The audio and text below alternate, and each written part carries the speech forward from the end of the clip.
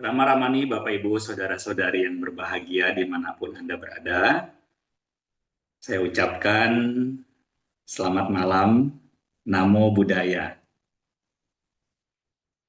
Semoga Bapak dan Ibu yang menyaksikan acara pada malam hari ini, baik melalui Zoom, melalui Dhamma TV, maupun melalui streaming YouTube, berbahagia, Suki Hontu.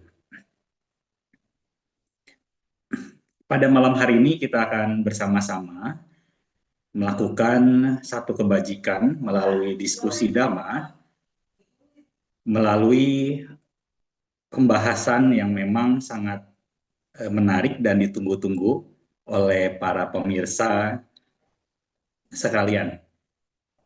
Pada malam hari ini kita akan bersama-sama membahas salah satu telaah dari Samyutta Nikaya 45.171 ya, dengan judul Banjir di Mana-mana. Memulai acara kita pada malam hari ini, kita akan terlebih dahulu buka dengan doa. Untuk itu kepada Bapak Ibu yang berada di manapun berada, mari kita mulai dengan Tiratana Puja Nama Karapata. Arahang Samma Sambuddho Bhagawa. Arahang Samma Sambuddho Bhagawa. Buddhang Bhagawantang Abhiwademi. Buddhang Bhagawantang Abhiwademi. Swakato Bhagavata Dhammo. Swakato Bhagavata Dhammo. Dhammang Namassami. Dhammang Namassami. Supartipanno Bhagavato Sawaka Sangho. Supatipanno Bhagavato Sawaka Sangho. Sanghang Namami. Sanghang Namami. Kita akan melihat profil dari narasumber kita yang sudah bersama-sama kita pada malam hari ini, yaitu Pandita Budi Dipankara. Ya, nama Dipankara sendiri adalah nama Buddhis. Nanti barangkali bisa eksplor kenapa namanya Dipankara dan siapa yang memberikan nama Buddhis tersebut. Saya sapa terlebih dahulu. Selamat malam Rama Budi. Selamat malam, Mas Hendri. Namo Buddhaya. Ya, Namo Buddhaya. Baik, oke, sambil menunggu ya Bapak dan Ibu, kita pada beberapa waktu ini ya, barangkali sudah hampir lebih dari 10 hari, bahkan lebih dari 15 hari, menyaksikan memang situasi kondisi terutama cuaca yang memang lebih pada mempunyai kecenderungan turun hujan. Ya, di mana-mana kalau kita lihat ya, baik di media sosial ya, di berita-berita, hujan hampir terjadi di banyak kota seperti itu. Nah, baik, nampaknya dari tim ya ingin memberikan surprise agar profil ini juga supaya kita lebih akrab. Nanti Rama Budi akan sedikit memperkenalkan diri ya sebagai bentuk profil. Namun yang kami ketahui bahwa Rama Budi ya di Pankara ini adalah, nah ini sudah ya, beliau bernama Pandita Sima Budi, nama Buddhisnya di Pankara, sarjana Dhammaduta Buddha ya. Yang kami ketahui beliau juga sudah mempunyai sertifikasi CPS, Certified Public Speaker. Beliau lahir di Tangerang 24 Juli 1968. Saat ini beliau tinggal di Taman Pabuaran di Kota Tangerang. Bagi Bapak Ibu yang ingin mengetahui nomor handphone maupun email, nanti bisa melihat tayangan ulangnya pada streaming YouTube ya, karena siaran ini juga dapat diputar ulang dalam berbagai kesempatan dan Bapak Ibu dapat melakukan konsultasi bila mana memang Bapak Ibu memerlukannya. Kemudian di dalam keorganisasian saat ini beliau sebagai Ketua Pengurus Daerah Magabudi Provinsi Banten 2023 sampai dengan 2028, sebagai Ketua Dewan Pengawas Pengurus Daerah Permabudi Provinsi Banten 2022 sampai dengan 2026. Bapak Ibu, saudara-saudari, itu profil dari beliau, nanti bisa beliau eksplor kembali terkait dengan aktivitasnya, sangat banyak sekali ya pengalaman organisasinya, kita bisa lihat di layar. Next, bisa dilanjutkan. Oke. Nah, pekerjaan, nah ini ya, pekerjaan beliau sudah pensiun ya, jadi waktunya memang sudah luang, Bapak dan Ibu.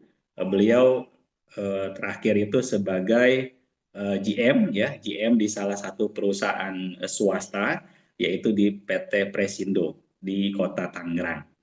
Baik, Bapak Ibu saudara-saudari, itulah yang bisa diperkenalkan oleh kami. Mudah-mudahan Bapak Ibu dapat menyimak apa yang beliau sampaikan, kurang lebih waktunya sampai dengan pukul 20. Setelah itu akan dilakukan sesi tanya jawab. Kita akan melihat penampilan Dhammapada. Dhammapada Magawaga Syair 286. Idhawasang wasisami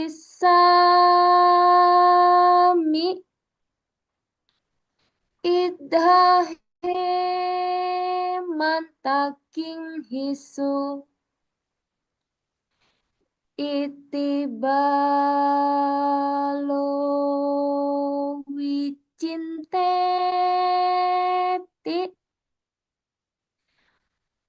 antara yang nabujhati, yang artinya di sini aku akan berdiam pada musim hujan. Di sini aku akan berdiam selama musim gugur dan musim panas. Demikianlah pikiran orang bodoh yang tidak menyadari bahaya atau kematian. Sadu, sadu, sadu. Baik, terima kasih. Waktu saya kembalikan kepada Romo Suhendri. Iya, terima kasih Yesa yang telah berkenan melakukan kebajikan dengan membacakan Dhammapada pada malam hari ini. Bapak Ibu saudara-saudari, seperti apa yang tadi saya sampaikan, kita akan mendengarkan pemaparan dari Rama Budi Dipankara sampai dengan pukul 20. Nanti setelah itu bagi Bapak Ibu baik yang berada di Zoom maupun di Dhamma TV atau maupun yang di streaming YouTube bisa melakukan pertanyaan dan pertanyaannya nanti akan dibacakan oleh moderator. Untuk itu kepada Rama Budi Dipankara, disilakan. Baik, terima kasih Rama Suhendri. Salam Dhamma, Namo Buddhaya. Buddha Nubawena Soti Hontu. Ya, teman-teman Dhamma Sakaca online, Dhamma TV, dan juga di YouTube. Malam hari ini satu kebahagiaan saya bisa bersama-sama kita melakukan Dhamma Sakaca ya. Kita berbincang Dhamma, dan seperti yang disampaikan oleh Rama Suhendri, hari ini judulnya adalah Di Sana Sini Banjir ya. Jadi kita lihat tadi kalau Rama Suhendri mengatakan dalam beberapa hari, sebenarnya kalau kita lihat di berita di seluruh negara itu dari Januari 2025 sampai dengan Januari 2026 ini banyak sekali banjir. Ya, baik di Mekah, di Sri Lanka, di Amerika, di Indonesia, Bali. Kita juga ya, barusan juga dapat kabar di Tangerang, total sudah kerendam katanya, dan sebagainya. Ya mungkin di tempat-tempat lain juga. Mudah-mudahan musibah atau bahaya yang terjadi ini tidak memberikan kondisi yang lebih parah buat teman-teman. Semoga kita tetap tegar, tetap untuk bisa terus melakukan hal yang terbaik ya. Dan hari ini kita akan menyampaikan tentang banjir ini, bukan hanya banjir secara umum yang kita tahu di kehidupan, tetapi juga sesungguhnya dalam agama Buddha juga ada banjir, ada 4 banjir yang nanti akan kita bahas. Tapi sebelum ke sana, mari kita bersikap anjali. Kita akan menyampaikan persujudan pendahuluan kepada Sang Bhagawa. Namo tassa bhagavato arahato samma sambuddhassa. Namo tassa bhagavato arahato samma sambuddhassa. Namo tassa bhagavato arahato samma sambuddhassa. Kalena dhamma sawanang kalena dhamma sakacca etamanggala muthamang. Persujudan kepada beliau yang berberkah, yang maha suci, yang telah mencapai penerangan sempurna oleh diri sendiri. Persujudan kepada beliau yang berberkah, yang maha suci, yang telah mencapai penerangan sempurna oleh diri sendiri. Persujudan kepada beliau yang berberkah, yang maha suci, yang telah mencapai penerangan sempurna oleh diri sendiri. Mendengarkan Dhamma pada saat-saat yang sesuai. Berbincang Dhamma pada saat-saat yang sesuai. Itulah berkah utama. Terima kasih.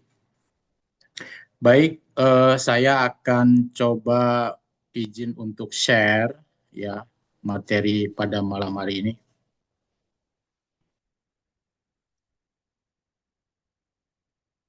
Nah, di sini materi yang akan disampaikan adalah di sana sini banjir, telaah Samyutta Nikaya 45.171. Ini ada di Samyutta Nikaya buku kelima ya. Ini ada sebenarnya sutta pendek tentang Oga Sutta atau khotbah tentang banjir, dan ada sambungannya atau hubungannya dengan Ogatarana Sutta ya, Samyutta Nikaya 1.1. Nah, kalau Ogatarana Sutta adalah menyeberang banjir. Kadang-kadang ada mungkin ada teman-teman yang merasa bahwa ini apakah tentang menyeberangi banjir atau tentang banjirnya. Tapi yang hari ini kita bahas adalah tentang banjirnya.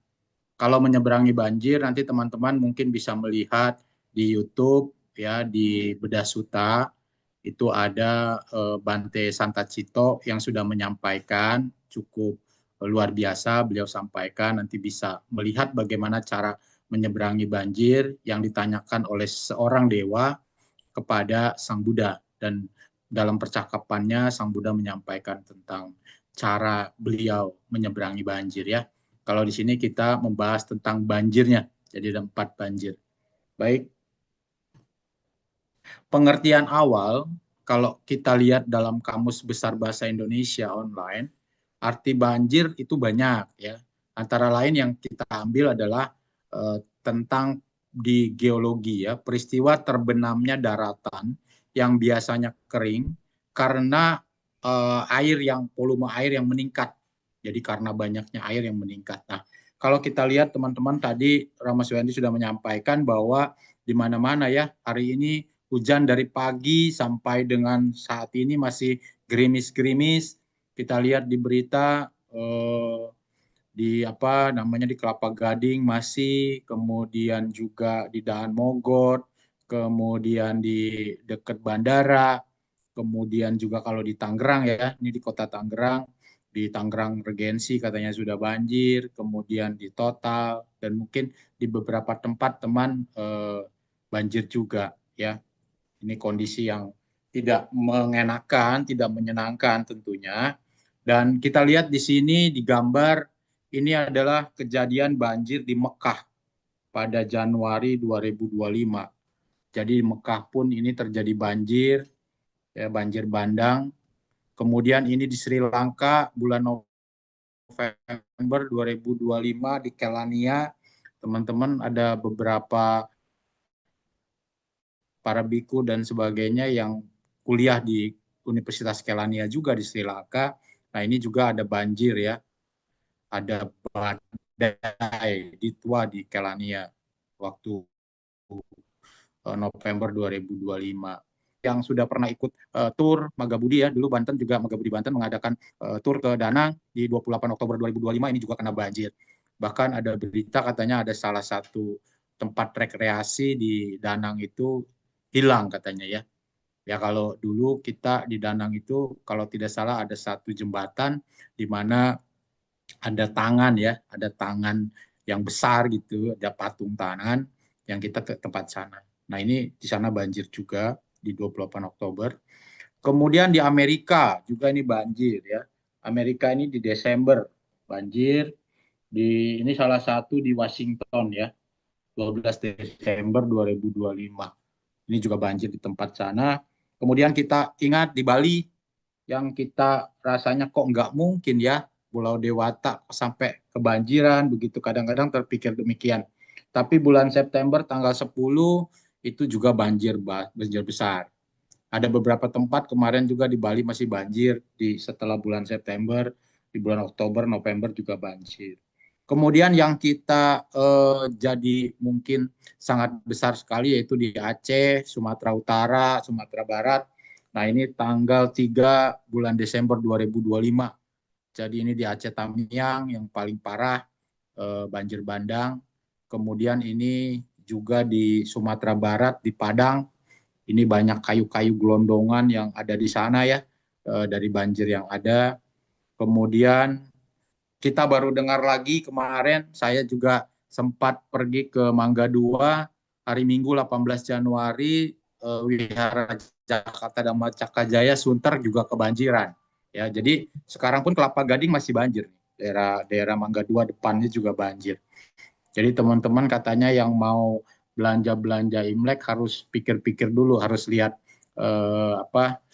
cuaca ya, nanti banjir atau tidak. Nah, kalau kita lihat fenomena yang ada, mengapa di sana banjir? Jadi kan ada judulnya di sana sini banjir. Nah, kita bicaranya di sana. Di sana ini adalah maksudnya materinya adalah tentang tempat yang secara fenomena alam, ya. Di sana banjir. Kenapa di sana banjir? Tadi di Sri Lanka, kemudian di Mekah, di Amerika, di Indonesia juga, di Vietnam, di tempat-tempat yang lain. Kenapa banjir? Karena hujan deras.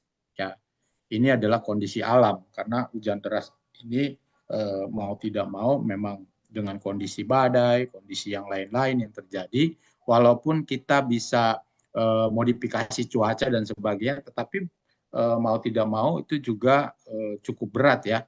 Apalagi sekarang pemanasan global dan sebagainya, benar-benar iklim ini sudah cukup sulit untuk bisa kita manage gitu ya, kita atur. Jadi benar-benar ini karena hujan deras yang terus-menerus, dan tadi saya nonton di berita juga diperkirakan di Indonesia juga sampai dengan awal Februari. Jadi 24 sampai dengan akhir Januari ini masih hujan besar, masih hujan deras. Februari mungkin sudah mulai agak-agak turun. Mudah-mudahan nanti Imlek di tanggal 17 Februari ya. Mudah-mudahan nggak hujan ya, jadi nggak banjir juga. Mudah-mudahan bukan banjir air tapi banjir angpau. Ya. Cuma kalau kata orang dulu katanya kalau mau lihat apakah Imlek itu hujan atau tidak, itu bisa lihat kalau onde tanggal 22 atau 21 Desember yang lalu hujan atau enggak gitu. Cuma dalam beberapa tahun terakhir sih saya perhatiin kayaknya udah nggak cocok tuh ya. Kalau dulu sih biasanya tepat tuh. Jadi kalau di 22 Desembernya hujan, Imleknya enggak. Kemudian kalau di tanggal 22 ondenya itu enggak hujan, Imleknya hujan. Tapi tahun kemarin kalau nggak salah hujan, dua-duanya hujan. Ya, jadi memang pemanasan global dan sebagainya sangat mempengaruhi iklim yang ada. Nah, kenapa juga terjadi banjir di sana? Karena banyaknya penebangan pohon atau hutan. Itu karena ulah siapa? Ya ulah manusia ya. karena adanya mungkin secara ekonomi untuk penanaman kelapa sawit, untuk pembangunan rumah, untuk lain-lain dan sebagainya. Sedangkan alam itu kan awalnya pasti seimbang. Nah, karena adanya kerusakan ekosistem, karena adanya ketimpangan-ketimpangan yang terjadi, maka terjadilah perubahan, gitu. Terjadilah kondisi yang tidak mengenakan. Nah, karena dulu kalau hujan deras, kalau hutannya atau pohonnya masih banyak, airnya masih terserap.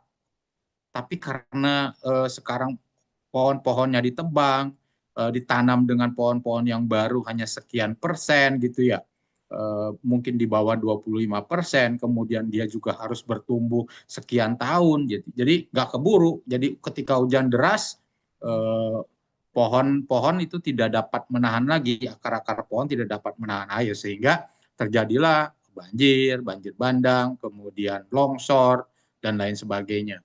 Kemudian ada ulah manusia lagi karena buang sampah sembarangan. Kalau kita lihat dari banjir-banjir yang ada, ya ada kasur, ada kayu, ada sampah plastik, ada segala macam. Ya, jadi kalau dikeruk itu sangat luar biasa. Nah, apalagi kan kalau kita dengar juga katanya Jakarta itu kan di bawah laut ya.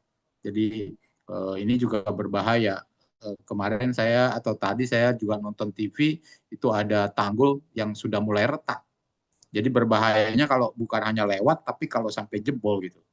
Jadi Jakarta, bahkan katanya saya dengar Ahok kan ngomong kalau tanggulnya jebol di peak itu Jakarta bisa banjir sampai Monas katanya. Nah itu terjadinya banjir di sana. Sekarang kita lihat apa yang dimaksud dengan di sini. Nah kalau kita sering membahas, melihat, mengkondisikan dan sebagainya tentang banjir alam karena alam, sesungguhnya kita tuh sering lupa tentang banjir di sini. Banjir di sini adalah apa yang ada di dalam Samyutta Nikaya 45 171 ya, ini salah saya, 171 bukan 141, tentang Oga Sutta. Nah ini saya ambil dari Sutta Sentral Bante Sujato. Di situ ditulis di Sawati, wahai para pertapa, ada 4 banjir ini. 4 apa? Banjir nafsu, banjir eksistensi, banjir pandangan, banjir ketidaktahuan. Ya, jadi banjir-banjir ini ada 4, yaitu kamoga, banjir nafsu, hawa nafsu, kemudian bawoga atau bawa oga, banjir perwujudan, dityoga, banjir pandangan, dan awijoga atau awijaoga, banjir ketidaktahuan. Jadi ada 4 banjir yang ada di dalam diri kita, di sini nih. Nah ini yang tidak terlihat atau mungkin kita tidak menyadari.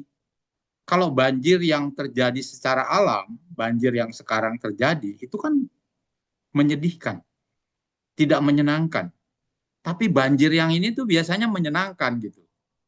Kalau kita pengen sesuatu, kita genggam terus, kita kejar terus dan sebagainya, banjir hawa nafsu, ya itu kan karena loba kita itu ya memang seperti itu.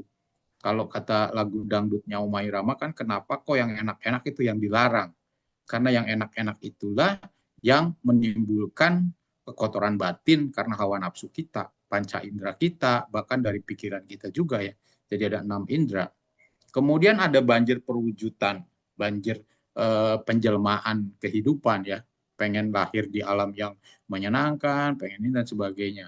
Lalu juga banjir pandangan. Ini loh yang saya yang paling benar, pendapat saya paling benar, paham saya yang paling benar dan sebagainya. Yang lain salah dan sebagainya. Itu banjir pandangan. Terus ada banjir ketidaktahuan karena kita merasa bahwa oh ya udah saya kan berbuat baik seperti ini, gak perlu kewihara, saya gak perlu berbuat orang lain, saya tidak berbuat jahat kepada orang lain, sudah cukup kok. Nah itu adalah banjir ketidaktahuan. Nah jadi di situ disebutkan juga bahwa inilah 4 banjir itu.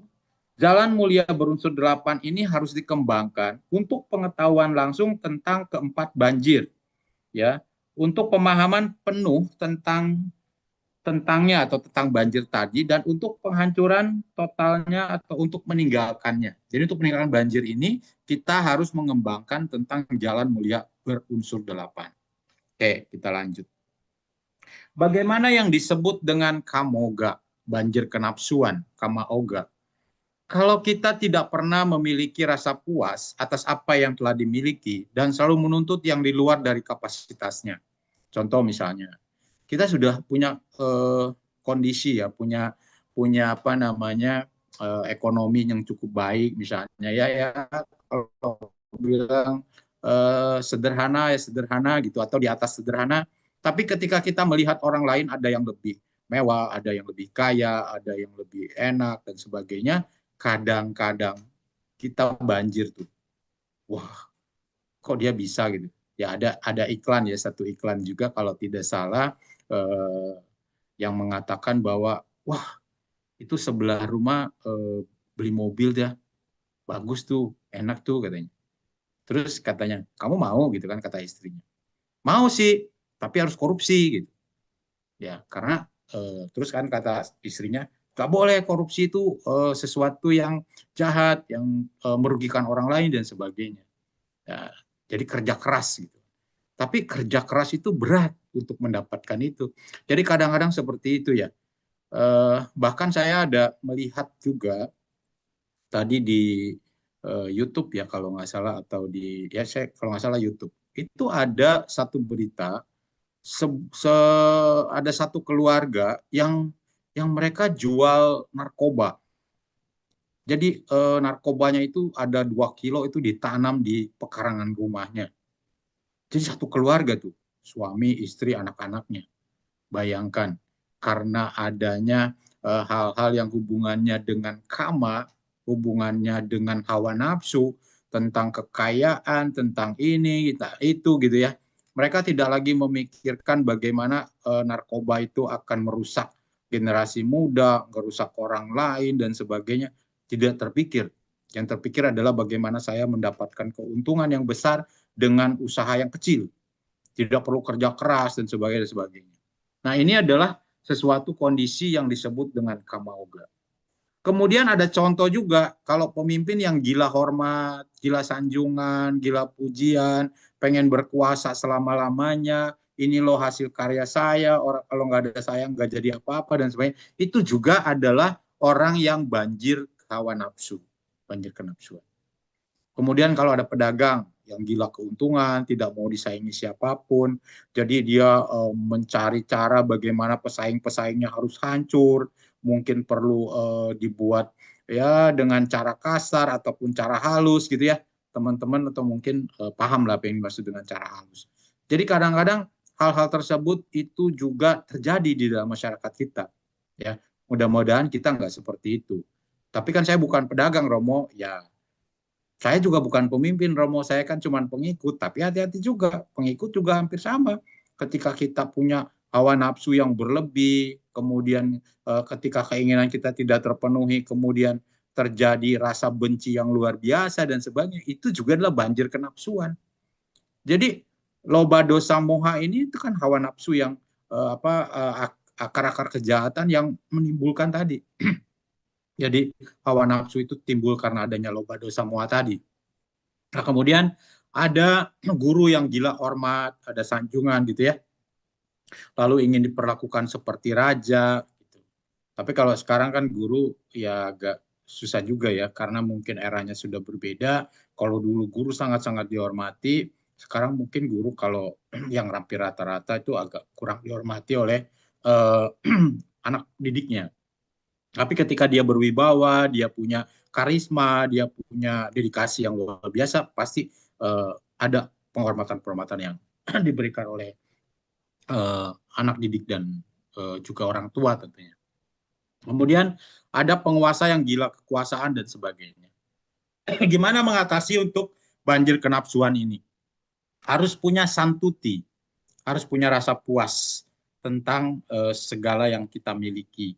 Ingat bahwa apa yang kita miliki itu bukan milik kita, yaitu hanya media untuk kita melakukan hal-hal yang terbaik di dalam kehidupan kita. Nah, ini adalah kamoga atau kamaoga, banjir hawa nafsu. Ini tidak disadari oleh kita, ya, karena enak gitu ya. Kadang-kadang kan sesuatu yang mengenakan. Kalau nggak enak, kenapa banyak orang yang mau gitu kan memendam dendam yang sampai 7 turunan, 8 tanjakan, 9 kelokan katanya. Kemudian ada pengen ini, pengen itu, dan sebagainya. Jadi banjir kenapsuan ini sesuatu yang kadang-kadang tidak disadari oleh kita sebagai banjir. Karena ini keseharian kita memang kelihatan seperti demikian. Apalagi kemudian kemewahan-kemewahan, kondisi-kondisi yang terjadi di dalam lingkungan kita mengkondisikan itu, gitu ya. Nah, itu yang sering terjadi. Oleh karena itu sebagai umat Buddha harus punya santuti untuk mengatasi banjir kenapsuan ini atau kama oga ini. Berikutnya adalah bawoga, banjir perwujudan, yaitu mengharapkan kelahiran dengan kondisi, keadaan ini dan itu. Oh, saya nanti mau lahir di alam surga, dikelilingi para bidadari, saya ingin masuk ke alam rupa jana, saya mau masuk ke arupa jana dan sebagainya. Ini juga disebut dengan banjir perwujudan. Atau ada juga yang pengen, saya nanti kalau meninggal pengennya mati jadi setan aja deh. Kenapa? Karena saya orangnya iseng. Jadi nanti saya kalau udah mati jadi setan, dari peta saya akan isengin orang, saya akan gangguin orang dan sebagainya. Mungkin ada yang berpikiran demikian. Nah, ini adalah banjir perwujudan atau bawa oga, ya. Jadi cara mengatasinya adalah senantiasa bersemangat mempelajari, mendalami dan mengamalkan ajaran-ajaran Sang Buddha dalam kehidupan sehari-hari, sehingga kita menyadari bahwa kita tidak boleh melekat. Jadi tanha itu begitu tanha itu timbul, kemudian ada upadana, ada kemelekatan, maka dari upadana itu akan timbul bawa, akan timbul arus penjelmaan. Kita lahir lagi, dan sebagainya. Dan berikutnya ya.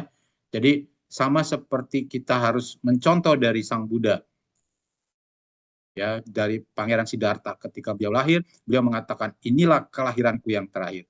Jadi kita harus punya tekad untuk bisa berhenti dari arus kelahiran, dari arus perwujudan. Bagaimana caranya? Tidak melekat. Karena kalau kita lihat di Patija Samuppada, sebab dari bawah adalah upadana, ya. Jadi itu yang harus dilakukan untuk mengatasi banjir perwujudan atau bawoga. Kemudian ada yang namanya ditoga, banjir pandangan, yang mudah dihasut, diakali, dikibuli untuk melakukan hal-hal yang sifatnya tahayul. Tipe manusia ini kalau sakit bukan berobat ke dokter, tapi ke orang sakti atau ke tempat angker untuk mendapat kesembuhan. Ini kalau orang-orang yang umum, orang-orang biasa ya. Ada orang bilang, enggak, saya mau nggak mau ke dokter, saya maunya ke dukun aja, disembur aja, puh, baik gitu. Ya, ada juga yang saya nggak mau ke sini, saya maunya ke sana gitu dan sebagainya. Ini adalah banjir pandangan. Kemudian ada juga orang yang memiliki pandangan, kita pun yang kadang-kadang memiliki pandangan tentang agama misalnya, tentang kepercayaan yang kita miliki. Kita memandang bahwa agama saya yang paling benar. Saya memiliki ajaran saya yang paling benar, aliran saya yang paling benar. Ya, sekarang kan sudah banyak tuh didengungkan juga. Ayo kita bersatu. Aliran-aliran dalam Buddha itu banyak gitu. Tapi yang diajarkan kan ajaran Buddha. Sang Buddha yang mengajarkannya, gurunya adalah Sang Buddha, gurunya satu. Cuma caranya, tradisinya, adatnya berbeda, doanya berbeda, ritualnya berbeda. Tapi tujuannya sama, mencapai nibbana. Kita tidak boleh mengatakan bahwa oh, ini loh pandangan saya paling benar, dia salah dan sebagainya.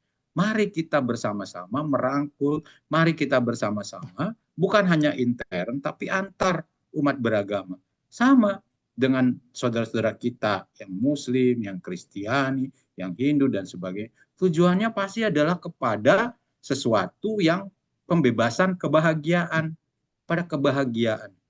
Ya, itu adalah hal yang harus kita punyai. Jadi kita harus memiliki pandangan benar, pengertian benar. Ya, jadi banjir pandangan ini hanya bisa diatasi dengan samaditi atau memiliki pengertian yang benar. Oke. Berikutnya adalah awijoga, banjir ketidaktahuan. Tidak mampu membedakan perbuatan mana yang seharusnya diperbuat dan perbuatan mana yang seharusnya tidak dilakukan. Ya, caranya adalah cara mengatasi dengan memiliki banyak kebijaksanaan. Tadi saya sudah sampaikan misalnya, teman-teman ada yang kita misalnya kita mengajak nih, mungkin ada suami mengajak istri, istri mengajak suami, atau mengajak anak-anaknya atau lain sebagainya ke wihara gitu ya. Jadi Jangan kalau kemarin kita ngobrol-ngobrol juga dengan Mas Wendri. Jadi kalau minta anak jangan disuruh anaknya ke wihara, tapi diajak. Jadi kita ajak, yuk kita ke wihara yuk. Tapi kan kadang-kadang kalau orang yang memiliki pandangan yang mungkin dia karena ketidaktahuannya, karena banjir ketidaktahuan Awija Oga ini, dia mengatakan untuk apa saya ke wihara? Saya kan nggak pernah berbuat jahat. Saya tidak pernah juga benci sama orang lain. Saya tidak ini. Cukuplah saya di rumah. Saya mau nonton, saya mau ini dan sebagainya. Nah ini adalah Awija Oga, banjir ketidaktahuan. Karena dia tidak tahu bahwa segala sesuatu yang ada di dunia ini adalah tidak kekal, kemudian harus diperjuangkan untuk mencapai hal-hal yang terbaik dalam kehidupan. Karena ada orang, saya kan udah kehidupan saya mengalir aja. Ya nanti saya mau lahir di mana dan sebagainya itu kan udah terserah takdir saya, ya terserah karma saya mau di rumah saja dan sebagainya. Tapi dengan kita ke wihara, bertemu dengan teman-teman yang bijaksana, memiliki perbuatan-perbuatan yang baik dengan menghormat mereka yang patut dihormati, bisa berdana, baca parita, kita ada masa kaca, kita bisa menelaah dhamma, kita bisa mengerti. Oh, ini loh kondisinya. Nah, 4 banjir ini kadang-kadang tidak dimengerti oleh mereka yang tidak tahu tadi. Ya, karena mereka merasa ya sudah, saya lahir juga pokoknya lahir aja. Saya nggak tahu lahirnya dari mana. Pokoknya saya lahir dari papa mama saya, begitu lahir, ya udah. Sampai sekarang saya seperti ini, saya nggak tahu. Tapi ketika kita belajar dhamma, kita tahu, oh penyebab kita lahir jadi manusia karena kita pernah melakukan ini, itu, dan sebagainya. Kenapa ada makhluk-makhluk jadi alam setan? Kenapa ada makhluk di binatang? Kemudian ada juga yang binatang-binatang kok yang lebih baik kehidupannya dari manusia sendiri. Kenapa seperti demikian? Kenapa ada yang di alam dewa? Ya, kan kalau kadang-kadang kita juga pernah, mungkin teman-teman ada pernah mengalami. Dulu saya pernah mengalami ya, kalau nggak salah saya lupa di engkong saya atau di emak gitu ya. Jadi ketika beliau akan meninggal tuh, beliau mengatakan, oh itu di depan sudah ada yang nunggu, gitu. Ada kereta kencana yang nungguin engkong, gitu. Nah jadi seperti itu kan kita melihat bahwa oh beliau pasti kemungkinan terlahir di alam yang sangat menyenangkan tuh. Jadi alam para dewa. Tapi juga kadang-kadang ada yang, aduh itu tuh tolong diusir tuh, ada anjing tuh yang gonggong-gonggong terus. Padahal kita nggak pernah dengar tuh anjingnya ada gonggong atau enggak. Tetangga kita juga nggak ada yang pernah piara anjing gitu. Tapi ketika dia mau mengalami kematian, kita mendengar bahwa dia sangat ketakutan karena diuber-uber dengan anjing penjaga neraka katanya ya. Kalau di beberapa katakan seperti itu. Jadi ketidaktahuan ini itu adalah banjir yang mengalami kita juga ya. Kadang-kadang kalau kita juga belajar, saya sudah belajar meditasi sedemikian lama, kok nggak bisa berhasil, kok begini, begitu, dan sebagainya.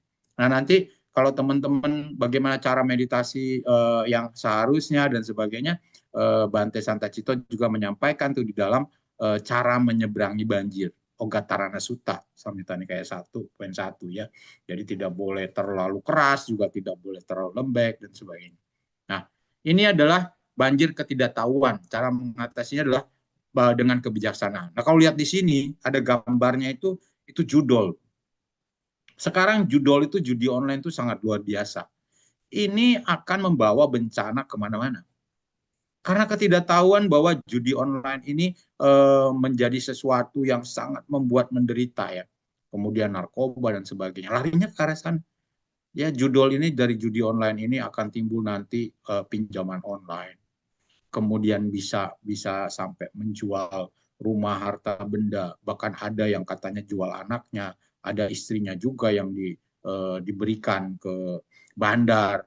Kemudian yang kalau dulu pernah terjadi di Tangerang itu ada satu anak gara-gara judi ya, bukan judi online sih, judi koprok. Kalau judi Tangerang itu ada yang namanya judi koprok. Itu karena dihasut sama teman-temannya yang lain, karena papa mamanya baru jual rumah, akhirnya mereka menghasut anaknya itu ya, temannya itu untuk mengambil penjualan daripada rumah itu tadi. Karena ketahuan mamanya dibunuh. Karena papahnya ngelihat mamanya itu anaknya ngebunuh papanya juga. Jadi papa dan mamanya dibunuh. Gara-gara apa? Gara-gara judi. Karena apa? Karena ketidaktahuan. Apakah dia pernah kewira? Tidak. Karena setiap hari, setiap saat tempatnya adalah seperti itu. Judi koprok, lihat sabung ayam, kemudian kalau sekarang mungkin di komputer tuh ada judi-judi online seperti itu ya, permainan seperti ini dan sebagainya. Nah, ini yang sangat berbahaya. Oleh karena itu, kita harus menyadari bahwa banjir yang ada di mana-mana sekarang ini, banjir air, sesungguhnya kita tuh ada 4 banjir yang ada di dalam diri kita, di sini itu. Nah, inilah yang harus kita mengerti, kita sadari. Bagaimana caranya? Ya, kita harus belajar tentang ajaran Sang Buddha, terutama jalan utama berluas 8, seperti yang tadi disampaikan dalam Oga Sutta. Ya. Nah, kesimpulannya adalah banjir di sana-sini. Kita sering melihat atau memperhatikan prihatin terhadap banjir di sana atau eksternal. Tetapi jarang yang memperhatikan banjir di sini, di diri kita, di internal diri kita. Ya. Kedua, kita sering mengatasi banjir yang sudah terjadi, tetapi jarang mencegah terjadinya banjir. Ya. Jadi kalau kita lihat banjir yang alam juga sama kan begitu ya. Oh, kita nih banjir. Oh ya, udah diberesin. Oh, nanti beres-beres. Tahun depan begitu lagi. Ya, kita mungkin nggak mau pindah, kita juga mungkin tetap di situ, nggak apa-apa lah gini. Terus buang sampahnya tetap sembarangan lagi, bendungannya tidak dibuat-buat, waduknya tidak diberesin dan sebagainya. Jadi bukan hanya dari kita, tapi juga dari apa namanya instansi terkait. Kadang-kadang terutama kitanya juga tidak mau peduli gitu. Ya, jadi kita sering mengatasi banjir yang sudah terjadi, tapi mencegahnya enggak. Nah, sama dengan banjir yang ada di dalam diri kita tuh. Jadi kalau di diri kita tadi kan kita juga gitu, nggak perhatiin. Jalan Mulia Berunsur 8 harus dikembangkan demi pengetahuan langsung ya. Kemudian jika ingin mendengar cara menyeberang banjir, dapat mendengarkan suta tentang Ogatarana Sutta ya. Jadi Bante Santo Cito di YouTube. Nanti lihat judulnya Khotbah Menyeberang Banjir. Nanti cek saja. Oke, dari saya demikian. Terima kasih. Salam Dhamma, Namo Buddhaya. Demikian Rama Swendri, pemaparan saya stop share ya. Namo Buddhaya Romo, saya Ya, izin Namo Buddhaya, Richard. Ya. menggantikan Romo Suhendri ya. Oh, baik, silakan. Sebagai moderator. Ya. Ya, terima kasih ya Romo Ya. Romo Simarudi sudah menjelaskan ya apa itu banjir di sana dan di sini. Ya, dan untuk teman-teman yang sudah menonton, kalau ada yang mau ditanyakan, bisa langsung ditanyakan di kolom komentar YouTube Live atau langsung saja di Zoom juga boleh ya. Tapi ya sebelum itu ya saya ingin menanyakan dua pertanyaan Romo. Baik Richard. Pertanyaan saya ini yang pertama, kalau tadi kan yang pertama, poin pertama itu kenapsuan ya Romo. Iya, Banjir kenapsuan. Ya. nafsu. Jadi kalau apakah kita tidak boleh memiliki keinginan, tapi kalau kita nggak ada keinginan, bukannya kita jadi tidak ada ambisi untuk mencapai keinginan itu Romo. Menurut Romo gimana Romo? Terima kasih Romo. Jadi terima kasih Richard. Jadi kalau kita lihat, sebenarnya kalau kita punya keinginan boleh nggak boleh. Tapi keinginan itu kan memang sebenarnya kalau kita katakan sebenarnya juga merupakan satu kekotoran batin ya. Tapi secara umum, secara general, keinginan itu sangat penting. Kenapa? Nah, ada keinginan kan sebenarnya ada kadang-kadang terbagi dua. Ya, ada keinginan yang kurang baik atau keinginan dengan hawa nafsu dan sebagainya, itu disebutnya dengan tanha. Ada keinginan yang baik yang kadang-kadang kita sering dengar ya, di literatur itu disebut dengan canda. Punya keinginan. Kalau saya ingin misalnya mau mencapai nibbana, itu kan keinginan juga. Itu kan triggernya.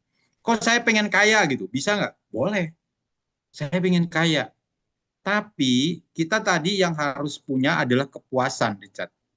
Jadi ketika kita punya keinginan, kita harus tahu. Jadi keinginan itu, kalau kita punya keinginan, sebenarnya ujungnya adalah bisa kebahagiaan, bisa penderitaan, gitu ya.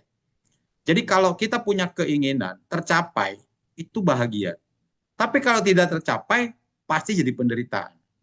Jadi bagaimana supaya memanage keinginan itu? Yang pertama adalah keinginan itu harus diukur sesuai kemampuan kita. Itu satu. Kedua, keinginan itu harus yang baik. Nah, kadang-kadang orang bilang gini, saya pengen kaya nih.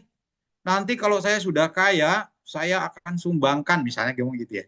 Saya akan sumbangkan 50% kekayaan saya untuk misalnya kemanusiaan atau kewihara dan sebagainya. 50% saya pakai untuk keluarga, dari saya sendiri dan keluarga. Tapi kadang-kadang begitu sudah tercapai, waduh kalau 50% kok kayaknya sayang bener ya kalau saya kasih kewihara.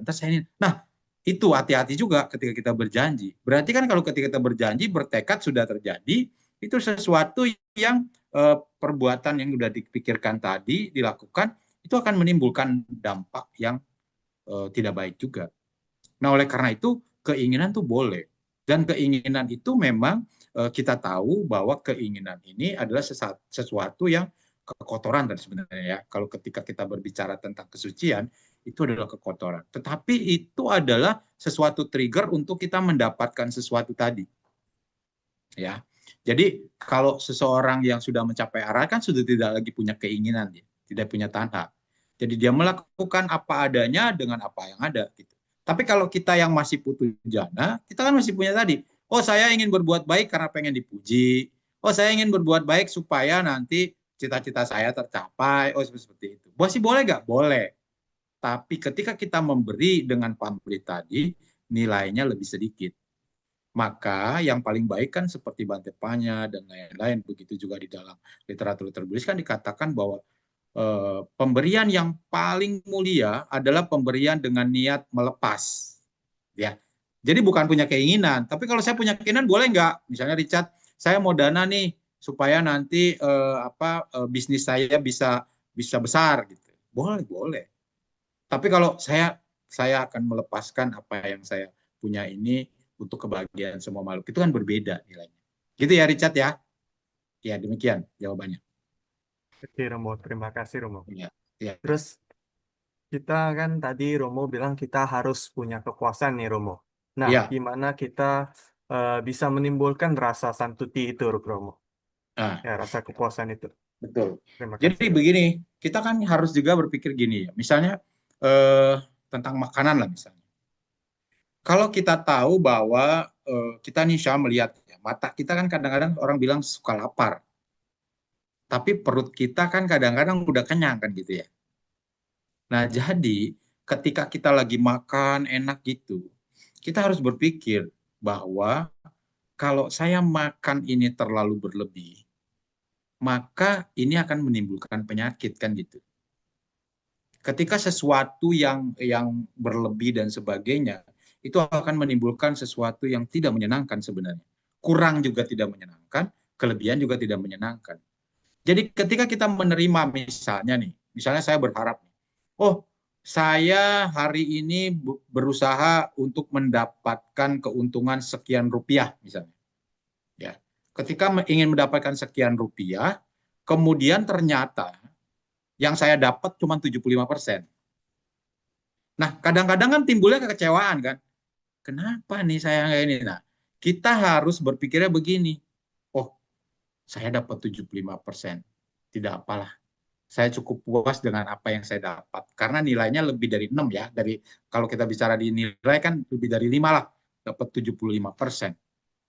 Nah, tetapi dengan kita menimbulkan kepuasan dengan apa yang kita capai, bahwa saya dapat nih. Ya, kan kadang-kadang kita suka bandingkan juga dengan orang lain.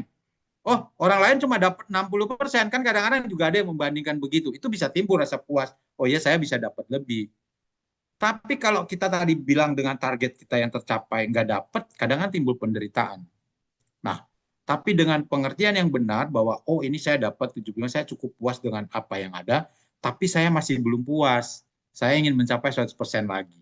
Bagaimana caranya ditelaah tadi, bagaimana untuk dapat? Nah, ketika kita dapatkan itu timbul kepuasan juga. Kan seperti saya sampaikan tadi, ketika keinginan yang kita capai, itu akan timbul kepuasan tadi. Ketika dia diperoleh dengan yang ada. Nah, kita harus melihat dari sisi kemampuan kita. Kalau kita sudah berpikir juga kemampuan kita sudah kita lakukan yang terbaik tapi hasilnya tidak menyenangkan tadi, timbul rasa kecewa, wajar. Tapi kita harus melihat lagi tadi, bagaimana menimbulkan kepuasannya. Oh, saya sudah cukuplah lebih dari 50% yang saya dapat. Jadi ada tolok ukur yang bisa kita lakukan walaupun belum 100%. Itu bisa menimbulkan kepuasan. Atau kita membandingkan, oh gini dengan yang lain gitu.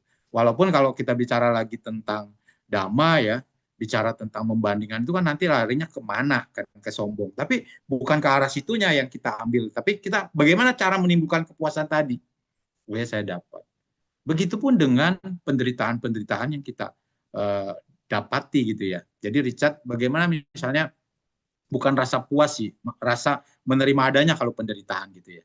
Misal contohnya gini, waduh rumah saya kebanjiran. Ya. Kan kita bukan puas kok rumah saya kebanjiran, kok puas? Enggak. Wah, rumah saya kebanjiran. Kenapa ya? Nah, kita lihat kan gitu. Orang kan akan mulai berpikir bahwa oh iya tempatnya memang sudah tidak memadai untuk itu. Tapi saya tidak punya uang untuk pindah ke tempat lain yang lebih mahal misalnya gitu kan. Bagaimana caranya? Oh ya mungkin dengan kasih kalengan, terus mungkin dengan kita bicara dengan RT dan sebagainya. Bagaimana kalau kita sering kerja bakti, kita ituin apa namanya God dan sebagainya supaya enggak tersumbat dan sebagainya gitu ya. Nah, ketika kita lakukan itu sudah terjadi yang tadinya banjir, kemudian kan ada terjadi mungkin tanggulnya ikut banjir, tadinya mungkin 1 meter jadi setengah meter berikutnya. Itu kan juga kadang menimbulkan kepuasan. Oh iya, saya sudah lakukan nih terbaik. Nah, tapi bagaimana cara terbaik itunya ya kita pindah kan gitu. Sama dengan kita sekarang misalnya. Kita harus merasa puas, kita harus merasa bahagia bahwa saya lahir di alam manusia. Tapi lahir di alam manusia ini kan belum satu penuntasan. Karena nanti kita bisa saja lahir di alam-alam yang tidak menyenangkan kan? Atau bisa yang lebih menyenangkan gitu. Jadi kita harus memiliki tadi target-target, saya harus miliki ini. Nah, makanya kalau kita sebagai umat Buddha, ketika kita berada di alam manusia ini, yang ya kalau sekarang beberapa penceramah dan Bapak ini bilang, minimal kita sebelum mencapai nibbana, minimal kita harus mencapai sotapanya, kan gitu. Kenapa? Karena kalau udah sotapanya, digaransi 6 kali atau 7 kali lagi, kita lahir lagi kan. Setelah itu kan sudah pasti ke alam, udah pasti ke nibbana gitu. Nah, jadi kita harus gitu. Jadi jangan, oh saya cukup puas nih untuk dengan kondisi saya di alam manusia. Tidak boleh puasnya seperti itu. Tetapi kita harus melihat bahwa, oh ya, saya lakukan ini. Tahapan-tahapan yang saya lakukan adalah ini untuk mencapai tadi. Bagaimana pencapaiannya tadi? Oh ya, setiap hari saya harus meditasi misalnya 15 menit. Coba nih kita lihat. Ketika kita dapat itu kan kita timbul puas tadi. Nah, jadi kita harus ukur kemampuan. Jadi cara mengukur atau cara menimbulkan kepuasan itu adalah demikian. Tapi terutama tentunya adalah pemahaman tentang dhamma itu sendiri, Richard. Gitu ya, Richard ya. Terima kasih. Baik, Romo. Terima kasih, Ya. Romo. Iya. Terus pertanyaan kedua saya, bagaimana kita bisa menyadari tingkat jenis banjir apa yang sedang kita alami? Dan kadang kan kalau kita terbawa nafsu, kita tidak bisa lagi menyadari apa yang terjadi. Ya, walaupun kita memang pernah belajar tentang banjir-banjir ini, tapi kadang kita Iya. terbawa. Ya, jadi nggak Iya. sadar. Ya, makasih Iya. Romo. Menurut Romo bagaimana? Ya, ya. Jadi misalnya gini lah. Jadi kan kita seperti yang disampaikan sama Richard kan, kita sebenarnya udah pernah belajar nih, tapi kan kita nggak sadar ya sesuatu ya. Contoh gini, kadang-kadang kita lagi ngobrol-ngobrol atau lagi apa gitu ya sama teman ya. Tiba-tiba kita ada dengar nih sesuatu. Ada orang ngomongin kita. Ngomongin yang jelek kan biasanya. Kalau orang ngomongin soal biasanya nggak, jarang-jarang yang bagus. Ngomonginnya jelek. Disampaikan, lu lagi diomongin loh, gini-gini nih. Nah, kemudian kita dalam hati kan bilang, kurang ajar nih. Gue udah baik lu sama dia loh sebenarnya. Gitu ya. Gue udah baik lu sama dia, tapi kok dia kurang ajar ya. Mau jelek-jelekin gue gini. Itu kalau kita udah timbul di dalam diri kita tuh, di pikiran kita, itu sudah banjir itu sebenarnya. Banjir apa? Banjir hawa nafsu. Nafsu apa? Benci. Kenapa tadi? Karena kita seperti itu. Kemudian ketika di pikiran ini sudah timbul, kita kan lagi ngobrol tuh sama teman-teman yang lain. Keluar tuh. Gue baru dengar tuh tadi dia telepon. Gue lagi diomongin sama kurang ajar bener tuh. Padahal gue sering belain tuh, sering gini-gini. Tapi dia bener-bener nusuk gue dari belakang. Kurang ajar kan tuh. Nah, mulai tuh keluar dari mulut. Itu banjirnya makin lebar. Nah, ketika ngomong seperti itu kan kedengaran orang itu. Nah, orang yang itu kemudian juga menggosok-gosok kita, banjirnya makin besar. Betul nggak? Tanggulnya pecah. Tapi ketika kita sadar ya, saya kadang-kadang suka begitu juga. Kita begitu kepikir gitu, kurang ajar. Nah, karena kita sadar, kemudian kita ngomong ke teman, waduh, gua bocor nih. Dia nanya, apanya lu yang bocor? Itu, gua diomongin gini-gini, bocor gua. Aduh, sorry deh. Udahlah, gua gak mau ngomongin lagi. Nah, itu kita sadar bahwa kita banjir tuh. Nah, kalau kita nyebutnya bocor gitu. Ya sebenarnya banjir. Banjir apa? Banjir gitu tadi.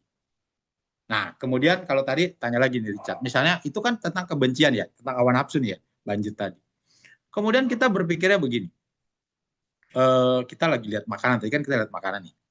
Misalnya contoh lah ya, kita ke wihara dana makan gitu ya. Gitu. Begitu kita dana makan, gitu. Kita lihat nih, kita misalnya doyan durian gitu ya. Nah, kita lihat ada Bante kan dapat durian tuh, dia udah dibuka gitu kan, duriannya blackthorn lagi atau musangking gitu ya. Terus kita lihat gitu. Tak begitu kita lihat, wah ini durian nih. Begitu durian ini kita lihat bahwa ini masih ada nih, timbul, wah gue pengen deketin gitu. Tapi begitu kita deketin, itu kan udah banjir sebenarnya. Begitu dia banjir, kemudian ya duriannya diambil duluan sama orang lain. Nah, itu kan banjir hawa nafsu kita tadi tuh, banjir keinginan kita, pengen sesuatu itu, nggak tercapai. Yang sering terjadi apa? Bu, jangan banyak-banyak dong ambilnya, kita kan nggak kebagian. Itu banjirnya udah meluap. Kalau banjirnya tadi, begitu dia banjir tadi, begitu kita ngelihat durian tadi udah pengen, itu sebenarnya ada banjir. Banjir apa? Banjir hawa nafsu pengen lobanya. Tapi karena dia tidak tercapai, kemudian dia sadar, ya udahlah, udah nggak dapet durian lah. Yang penting dapet itulah, mungkin nanti dapet ada durian yang lain gitu kan. Jadi dia tidak upadana. Keluarnya mana? Dia udah mulai menyadari. Tapi ketika banjirnya itu keluar dengan ucapan, dengan tindakan, itu berarti banjirnya sudah keluar lebih besar tadi. Bendungannya ditebol. Gitu Richard, itu contoh seperti itu. Kemudian pandangan. Contoh pandangan lagi. Nah pandangannya gini, saya ini agama Buddha, ininya misalnya alirannya ini gitu. Terus kita lihat ini ada aliran lain.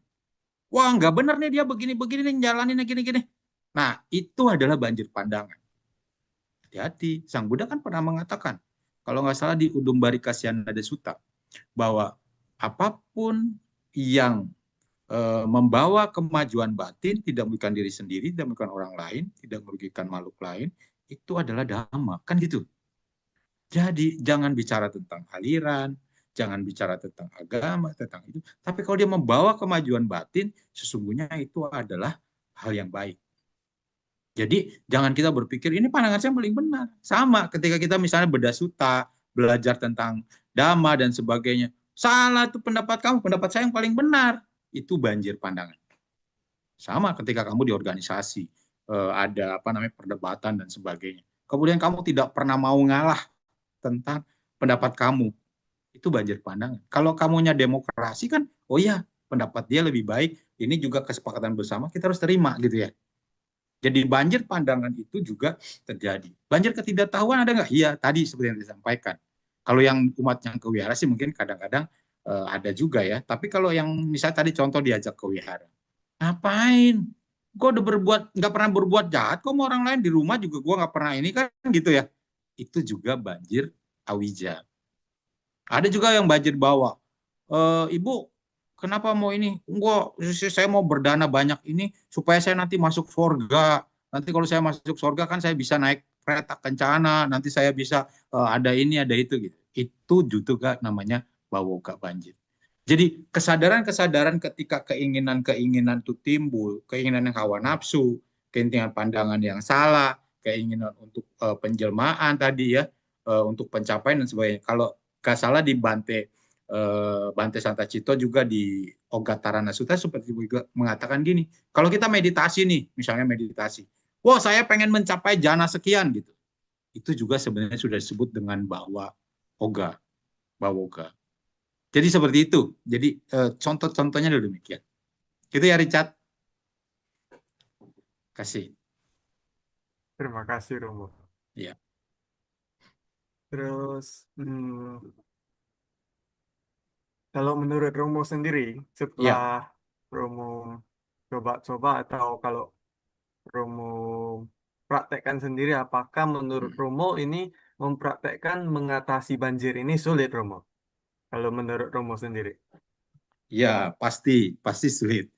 Kalau kita dengar dari apa yang disampaikan oleh Sang Buddha kepada para dewa di Ogatarana Sutta ya, itu ada 2 cara menyeberangi banjir. Jadi kalau kita udah kebanjiran nih, bagaimana cara mengatasi kebanjiran itu? Sang Buddha mengatakan dengan tidak diam di tempat dan tidak memaksa. Nah, jadi tidak diam di tempat. Kenapa tidak diam di tempat? Kalau diam di tempat itu kelelep, tenggelam. Jadi kalau kita biarkan tadi begitu, tadi ada hawa nafsu timbul, tadi yang seperti tadi yang pengen makan durian gitu kan, wah gitu timbul, itu timbulnya jadi macam-macam tuh. Jadi nanti kita kalau diam di situ kebanjiran, yang banjir tadi kita ngomong sama orang marah-marah, terus mungkin kita pulang dari wihara, terus marah-marah ke yang lain, itu tenggelam namanya. Tenggelam dalam apa? Dalam kamoga. Nah, kemudian kita tidak boleh memaksa. Memaksa dalam itu disebutkan oleh Sang Buddha di situ di dalam ininya disebutkan bahwa kalau memaksa, kalau kita paksa, kita paksa melawan arus, maka kita akan hanyut. Gitu. Jadi bagaimana caranya? Bante Santa Cito mengatakan di dalam YouTube itu bahwa kita harus memakai jalan tengah. Susah nggak? Susah. Ngomongnya mah gampang gitu. Jadi ketika kita pengen tadi, nah tapi kalau kita tadi menyadari misalnya tadi ya, contoh ya yang tadi Kamoga tentang kebencian tadi. Begitu kita sadari, kenapa ya saya harus benci ya? Saya benci ini ketika dia ngomongin itu kan bisa benar bisa salah, betul ya? Nah, pasti bukan tanpa sebab dia ngomongin gitu kan ya? Mungkin saya pernah berbuat salah sama dia, gitu. Atau dia memang ingin menjelekkan. Kalau dia ingin menjelekkan, kita harus ingat lagi hukum karma. Saat ini saya tidak pernah berbuat salah sama dia. Tapi kenapa dia timbul begitu, pengen jelekin saya? Pasti ada sebab di zaman kehidupan lalu, saya pernah lakukan itu. Ketika kita menyadari itu, oh kita sadar bocor, oh iyalah, ya sudahlah. Kalau yang dia katakan benar ya saya akan perbaiki. Tapi kalau yang dikatakan tidak benar, ya mudah-mudahan dia menyadari bahwa dia salah. Ya kita memaafkan tuh. Semoga dia memaafkan. Jadi kan kita abaya dana juga. Jadi berbuat baik. Nah, hal-hal yang demikian kemudian tadi, oh makan durian tadi, oh durian. Ya udahlah, kalau durian itu nggak dapet ya nggak apa-apa. Ya, kita kan masih bisa makanan yang lain kan gitu. Saya juga sebenarnya udah kenyang sih. Tapi kan kadang-kadang karena keinginan nafsu kita, mata kita kan kayak gitu. Ya, nah kadang-kadang juga ada lagi contoh yang bilangnya begini nih Richard, ibu-ibu bilang gini, para suami biasanya, kalau ibu-ibu kan biasa kalau apalagi sekarang mau Imlek kayak gitu ya, beli baju banyak kan gitu, padahal di lemari udah banyak banget, ya kalau Bante kan bilang cuma 2 setel sudah, itu udah banyak gitu, beli lagi, oh lihat yang bagus beli gitu, itu kata orang kan lapar mata kan gitu. Nah, jadi ketika ibu-ibu yang tadi menyadari, oh iya nih sebenarnya cukup lah saya 2 ini, nanti saya buat kemen. Nah itu dia menyadari itu. Susah nggak? Susah. Gampang nggak? Apalagi kalau kita nih, para suami mungkin Richard belum keluarga ya. Kalau belum keluarga kan belum tahu. Jadi kalau udah keluarga belum Richard punya keluarga? Belum. Halo? Nah, jadi kadang-kadang kalau kita omongin gini, belum tentu juga diterima. Jadi orang yang banjir itu, misalnya kita ngomong, udahlah lu kalau belum ya? Ya, jadi kalau yang kebanjiran dan sebagainya kita omongin, biasanya kan dia malah marah gitu. Jadi ya udah kita paling menyadari itu tadi. Jadi susah nggak? Susah. Tapi harus nggak kita perbaiki? Iya, karena kalau kita diam di situ tenggelam. Kalau kita paksakan, kalau kita ini ya kita akan terbawa arus gitu. Jadi yang harus dilakukan adalah jalan utama berluas 8 tadi. Itu Richard caranya. Jadi cukup sulit tapi harus. Dan kita seperti yang disampaikan tahapannya ya. Jadi ketika kita tahu bahwa kita lahir di alam manusia ini adalah satu tempat untuk kita menuju yang lebih baik, yaitu mencapai nibbana, ya mungkin tahapannya saat ini tidak bisa mencapai nibbana, minimal kata orang kita harus lahir di alam-alam atau di tempat yang kita bisa bertemu kembali dengan Dhamma, belajar Dhamma, kemudian kalau bisa mencapai sotapanya, kemudian pasti tahapan-tahapan berikutnya kita bisa mencapai nibbana. Begitu, Richard. Terima kasih. Tadi udah dijelasin tentang cara tadi kan menurut kamu pendapat saya bagaimana susah atau enggak, ya cukup sulit, tapi tetap harus diusahakan. Seperti yang disampaikan oleh Sang Buddha, kita tidak boleh diam di tempat dan tidak boleh memaksa. Jadi kita harus sadari kalau kita diam di tempat, kita tenggelam dalam banjir. Kalau kita memaksa, kita bisa terbawa arus. Jadi harus kita kembangkan jalan utama berluas 8. Pengertian benar, pikiran benar, ucapan benar, dan sebagainya. Ya, terutama dari kepuasan, kemudian hal-hal yang ada dalam kehidupan ini adalah hal yang tidak kekal dan tidak boleh untuk dilekati. Karena dengan dilekati kita akan bertumimba lahir kembali di alam-alam yang mungkin tidak menyenangkan dan lain sebagainya. Begitu, Richard. Oke, Rom. Jadi setelah Romo jelaskan begini, kalau menurut Romo sendiri yang paling susah dilewati itu banjir yang mana, Romo? Paling susah dicegah? Yang paling dekat sama kita itu biasanya kama oga. Untuk kita ya. Kalau di kita itu kama oga. Paling itu. Nah, kalau di mereka yang belajar agama, belajar dhamma dalam, kemudian dalam pengetahuan, itu kadang-kadang di yoga juga. Pandangan bahwa saya lah yang paling benar, saya sudah sering meditasi, orang lain gak ada apa-apanya. Itu di yoga. Kemudian kalau yang kita awi joga itu lebih banyak orang atau mereka-mereka yang jarang ke wihara dan sebagainya. Ya, itu kan awija karena mereka tidak berpengetahuan. Kalau kita yang sering ikut Dhammasakaca, sering ikut meditasi, sering ikut itu yang timbul itu biasanya tuh tadi di toga itu, di yoga. Ya, kalau yang ya umum-umum umat awam biasanya kama. Kan paling seneng tadi paling banyak ya. Mungkin kita juga gitu ya, Richard. Kita lihat oh makanan enak, perut udah kenyang tapi matanya masih ini ya ambillah dikit apa-apa. Ntar perutnya udah kekenyangan, gak enak. Ya, terus misalnya udah tahu bahwa punya penyakit, oh saya mau makan ini nggak apa-apa lah, sedikit juga kan nggak apa-apa gitu. Padahal udah tahu bahwa itu akan berbahaya. Jadi itu yang berat. Terus kemudian diomongin orang, oh gini, udah mulai. Nah itu tuh, jadi dari panca indera ini, dari mata, dari mulut, ya rasa ngeliat rasa enak, terus dengerin lagu. Terus kemudian kan kalau anak-anak muda sekarang kan demennya nonton konser misalnya kan. Konser ini mahal-mahal gini nggak dapet duit, mungkin marah-marah sama orang tuanya, udah tahu orang tuanya nggak mampu misalnya. Itu juga kamoga. Jadi mereka-mereka yang awam umum itu biasanya kamauga. Nah mereka yang lebih dalam, yang mulai ikut organisasi, belajar damanya lebih banyak, terus kemudian mungkin para penceramah, kemudian para meditator, para yogi dan sebagainya. Kadang-kadang yang timbul apa di toga tadi. Saya loh yang paling benar. Kalau nggak ada saya gini loh, gitu. Isu itu. Gitu. Ya, jadi tergantung situasional dari orangnya itu. Kalau bawoga sih jarang-jarang juga ya. Tapi ada juga, bisa orang bilang, oh saya berbuat baik, pengen masuk surga nih nanti gitu. Pengen dikelilingi ini, saya punya ini kayak, oh saya mau jadi. Nah itu sebenarnya udah bawoga gitu. Padahal kita tahu bahwa tanpa seperti itu kan pun, secara hukum karma kan itu nanti akan berbuah. Nah, ketika tadi timbul banjir tadi, keinginan-keinginan tadi, hati-hati, keinginan itu bakal timbulnya adalah kekecewaan ketika tidak tercapai. Gitu. Ya, jadi menata keinginan itu harus demikian.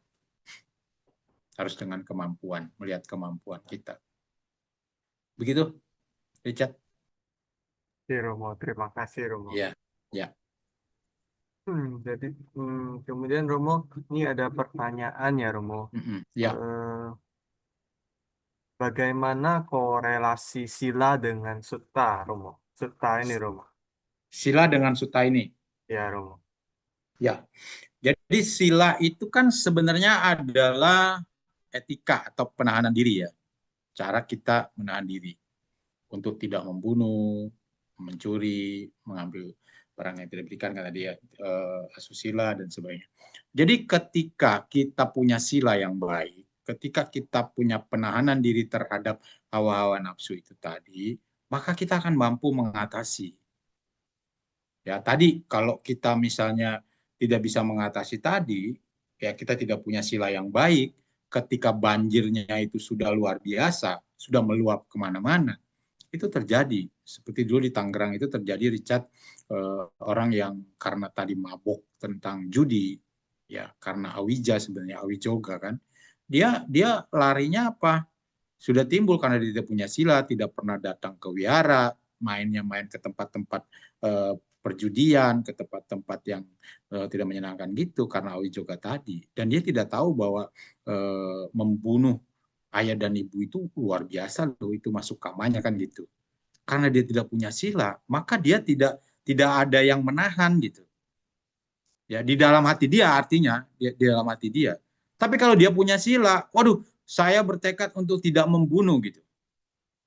Maka ketika banjir ini datang, ketika air ini baru mulai datang tadi, keinginan-keinginan yang tidak menyenangkan tentang kama tadi ya, keinginan tentang kama misalnya atau pandangan tadi, ketika kita punya sila, maka dia akan menahan untuk tadi tidak keluar, tidak bocor. Kemudian dia akan menekan yang ada kan gitu. Ya. Jadi ketika kita punya sila yang baik, ketika kita punya ini, itu akan sangat membantu gitu. Apalagi kalau silanya kita banyak. Karena ketika misalnya para biku dan sebagainya kan silanya banyak. Nah, ketika dia melaksanakan sila itu dia akan ingat, oh iya, ini tidak boleh, ini tidak boleh, ini tidak boleh dilakukan. Jadi itu akan membuat banjir tadi minimal itu dieliminir kan itu. Minimal di tempat sendiri gitu ya. Seperti yang tadi saya sampaikan tadi. Ketika orang punya sila yang baik dan sebagainya, ketika dia timbul tadi, oh ini bukan barang saya nih, nggak boleh saya ambil kan gitu. Oh ini bukan milik saya nih, ini tidak boleh saya selingkuhin nih, misalnya kan gitu silanya gitu.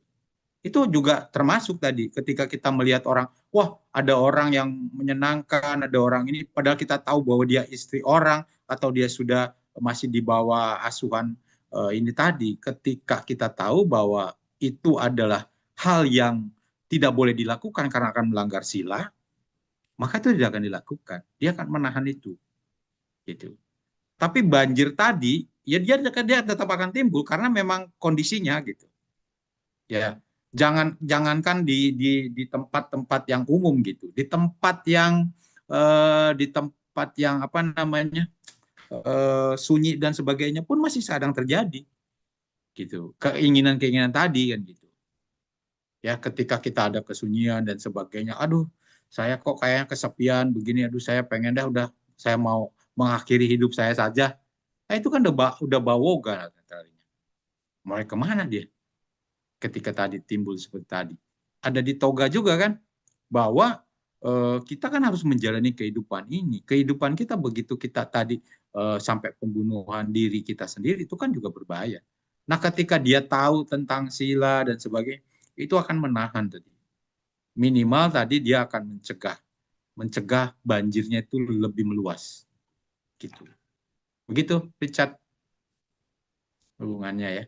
Baik, terima kasih Romo. Artinya setelah disimpulkan kembali juga, artinya kesadaran itu sangat penting ya Romo, supaya kita Betul. bisa sadar kita lagi menjalankan sila dan kita bisa menyadari pikiran kita ya Romo. Iya, sadar setiap saat. Dan sebenarnya kalau kita misalnya jalan atas sila nih, misalnya Richard ya, kan kita mengkondisikan bahwa contohnya kan di sila-sila berikutnya ya, di sila ke-7, ke-8 gitu kan, tidak menonton tari-tarian, tidak menonton sesuatu yang itu kan mencegah hawa nafsu itu timbul gitu.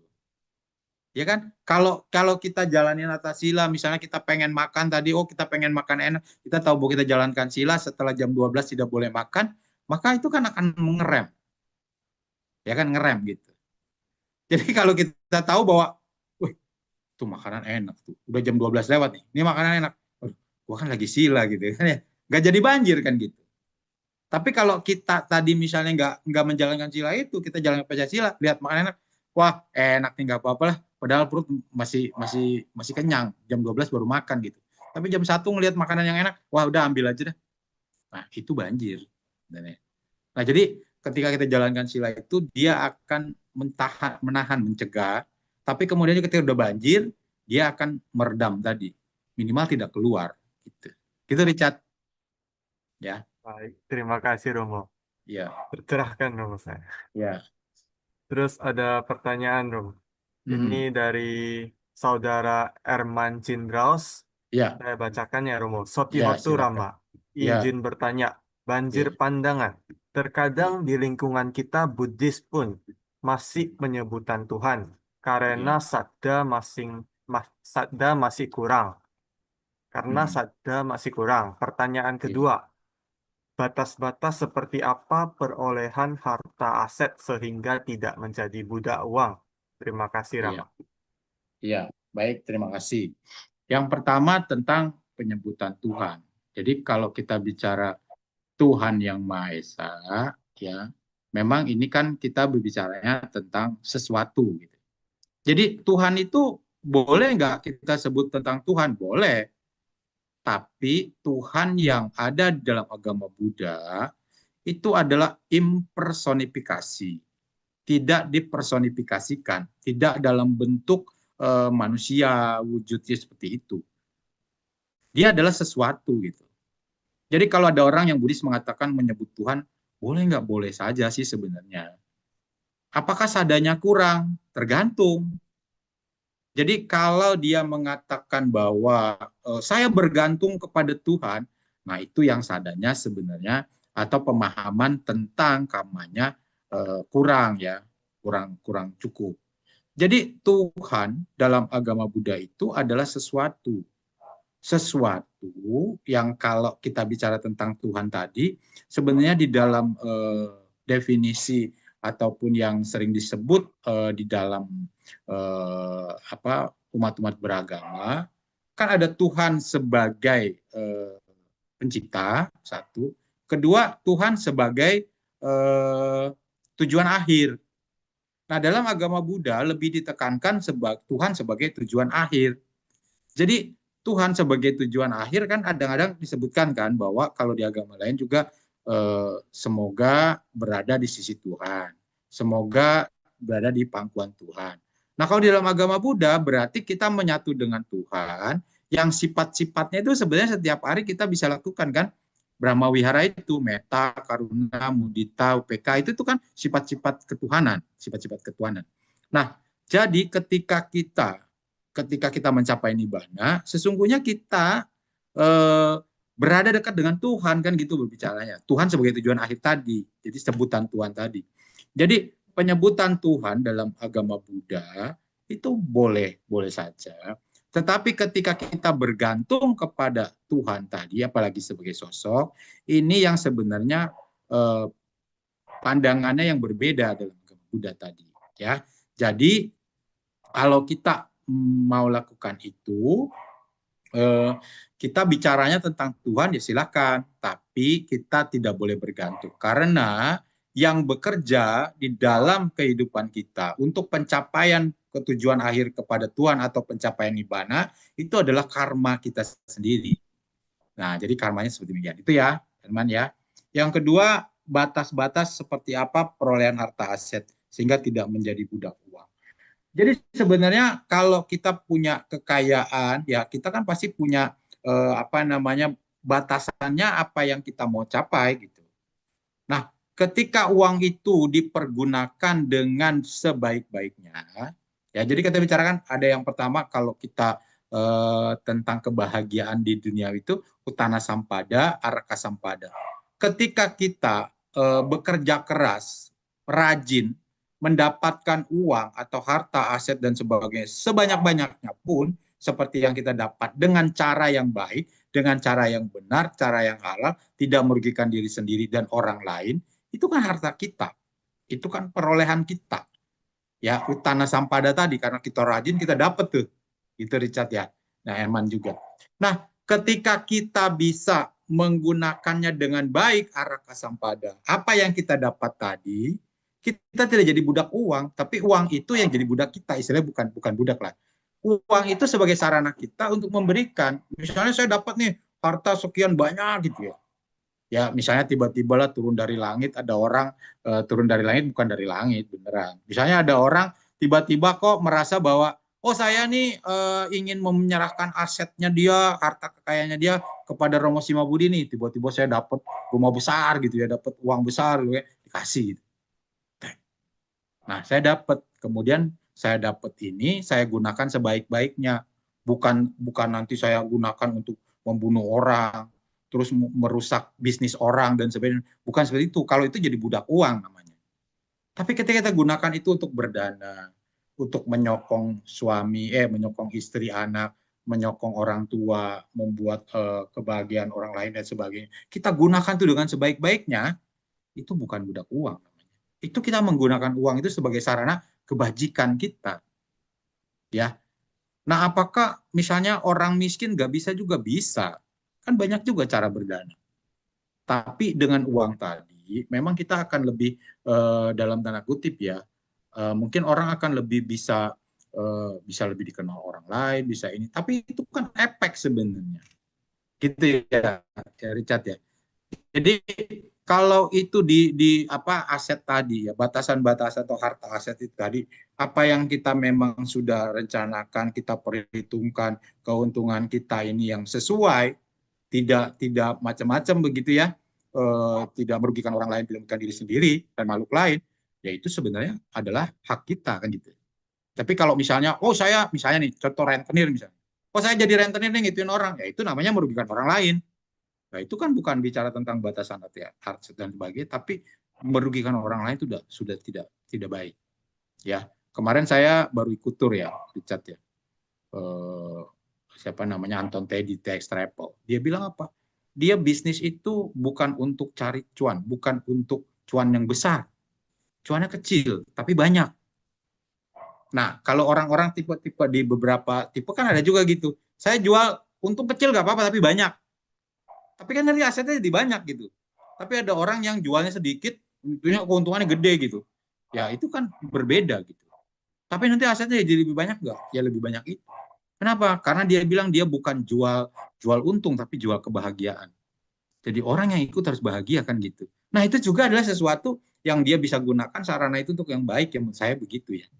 Nah jadi batasannya adalah tidak merugikan orang lain, tidak merugikan diri sendiri, didapati dengan cara-cara yang sah dan sebagainya, dan itu dipergunakan dengan sebaik-baiknya sesuai dengan tadi ya, utana sampada karena rajin, araka sampada kita menggunakan dengan baiknya, kemudian kita punya teman-teman yang baik juga, kalian kita tidak punya utang juga pada orang lain sebagainya. Seperti itu Richard dan Herman ya, mudah-mudahan berguna. Terima kasih.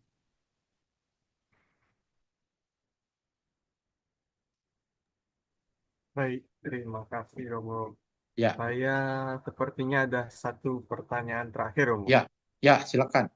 Mungkin kan kita ada yang namanya idola Romo. Jadi bagaimana kita tahu ya satu orang itu sudah siap atau bisa menghadapi banjir, ya banjir di sini Romo. Nah, supaya kita bisa jadikan pedoman dan rujukan Romo. Jadi kita bisa belajar dari orang itu Romo. Terima kasih Romo. Iya. Nah, jadi kamu harus lihatnya begini. Sang Buddha pernah mengatakan gini, kalau kita mau mengenali seseorang, kita harus bergaul dengan orang itu. Bahkan kalau bisa kita menetap dengan orang itu sehingga kita tahu. Nah, tapi Romo kalau kayak gitu kan susah dong. Kalau saya misalnya bisa nggak saya misalnya nih, Richard mau mengidolakan papa saya misalnya. Nah kan kamu harus lihat dulu papa kamu itu punya kelebihannya apa. Oh papa saya itu kalau ngomong nggak pernah marah, gitu ya, sabar. Oh, kalau punya persoalan bijaksana. Oh, dia sering ke wihara, sering juga meditasi, sering ini. Jadi tidak gampang panikan. Terus kalau ada apa-apa sih. Nah, itu boleh nggak jadi idola? Boleh, karena ada kondisi-kondisi tadi, seperti tadi kita lihat adalah ketika bicara tentang panca indera tadi, orang yang mudah tergoda dengan hal-hal duniawi, itu berarti banjir tuh. Banjirnya banyak.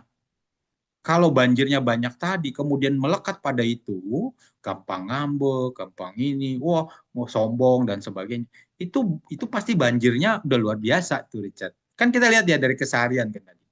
Nah, ketika kita bisa melihat bahwa itu, oh dia orangnya seperti itu. Nah, tapi harus hati-hati ketika kita bicara idola tadi, bisa nggak dia berubah? Sangat bisa ketika belum menjadi seorang arahat.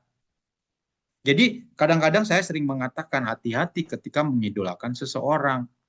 Ketika mengidolakan seseorang, ingat hidup ini anicca. Dia bisa berubah, nggak bisa. Ketika kondisinya sangat berubah, ya itu kita harus maklumi ketika dia belum mencapai itu.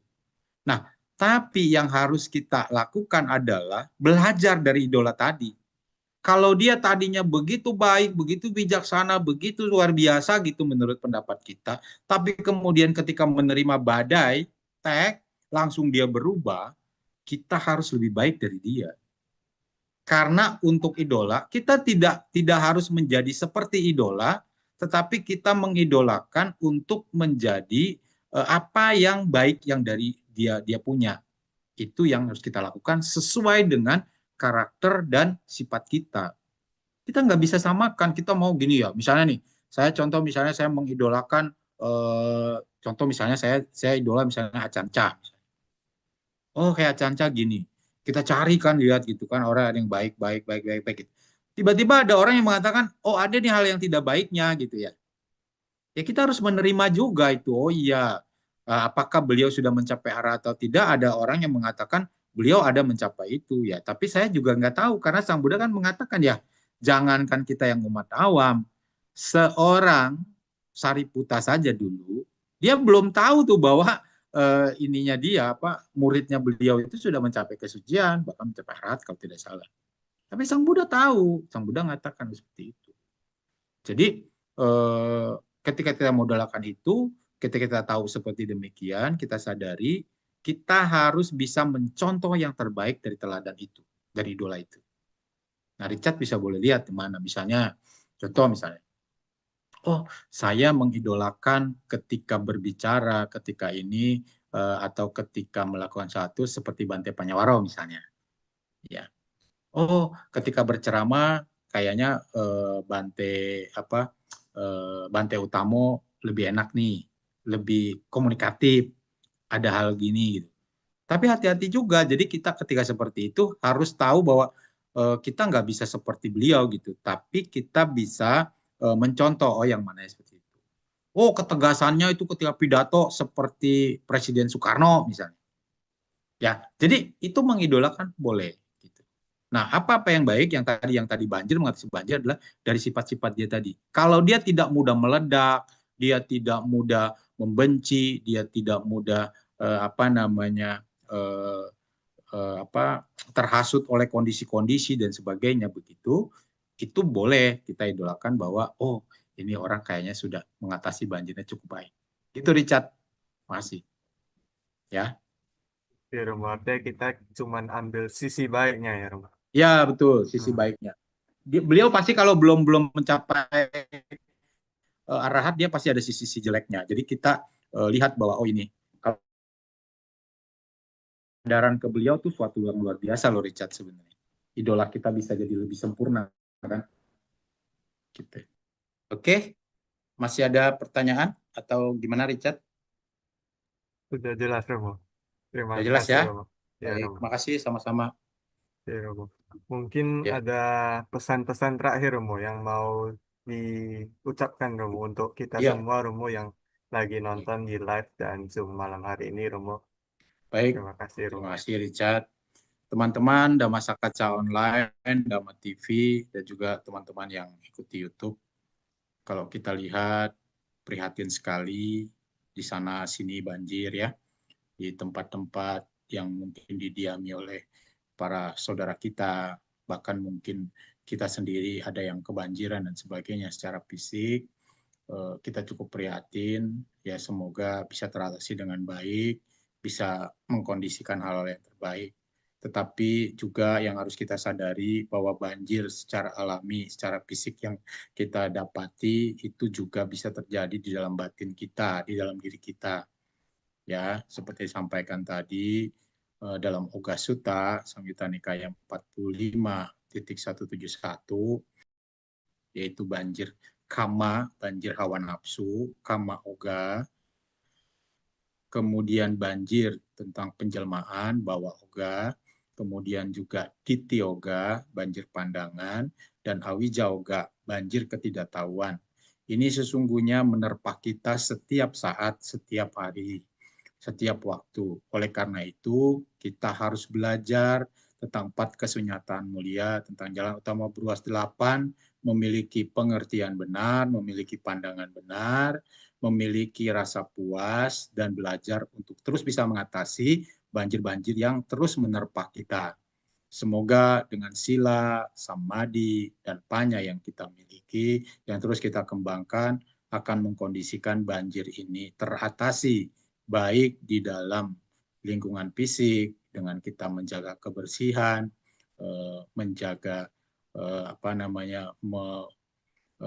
menanam kembali pohon-pohon dan sebagainya, juga kita mengkaji ulang bagaimana sila kita, bagaimana samadhi kita, meditasi kita setiap saat, sadar setiap saat, dan sebagainya, sehingga kita...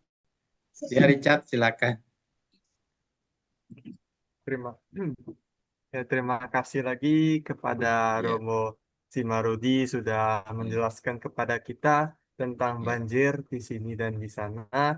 Ya, dan terima kasih juga kepada tim-tim yang sudah bekerja dan menyukseskan acara malam hari ini. Dan terima kasih lagi kepada teman-teman kita yang sudah menonton live YouTube malam hari ini dan Zoom malam hari ini. Oke, kita langsung saja Romo memimpin Parita Patidana Romo. Terima kasih Baik, Romo. ya, baik, masih.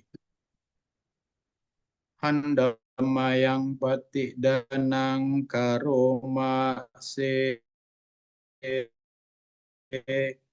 punya sidani katasa yana nyani kata nime te sancaba gino hontu satananta pamanaka ye pia gunawanta ca mayang mata pita dayo ditame capya ditawa anye majatawerino satatitan tilokasming te bumma catuyonika pance kacatuwokara samsaranta bawa bawe nyatang ye patidaname anumodantu te sayang ye cimang napajananti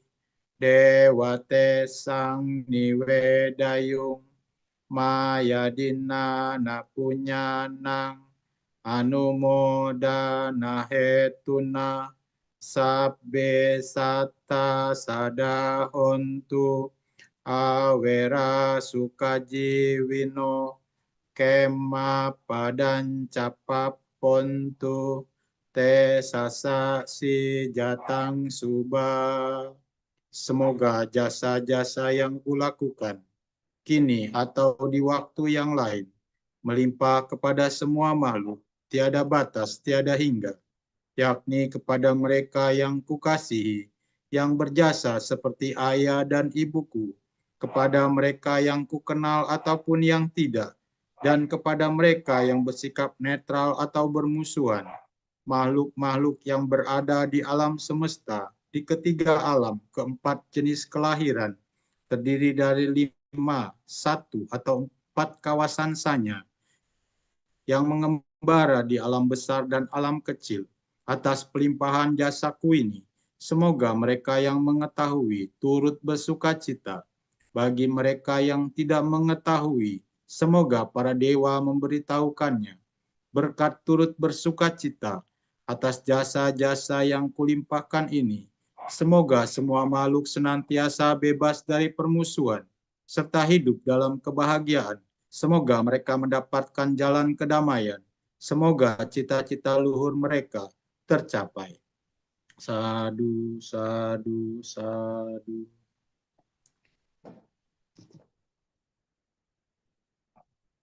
Silakan Richard. Baiklah, selanjutnya kita akan menutup acara malam hari ini dengan penghormatan kepada Sang Buddha dengan membacakan Parita Namakarapata. Arahang Sama Sambuddho Bhagawa Arahang Buddhang Sama Sambuddho Bhagawa Buddhang Bhagawantang Abhiwademi. Buddhang Bhagawantang Abhiwademi. Sang Bhagawa yang Maha Suci yang telah mencapai penerangan sempurna. Aku bersujud di hadapan Sang Buddha, Sang Bhagawa. Swakato Bhagawata Dhammo. Swakato Bhagawata Dhammo.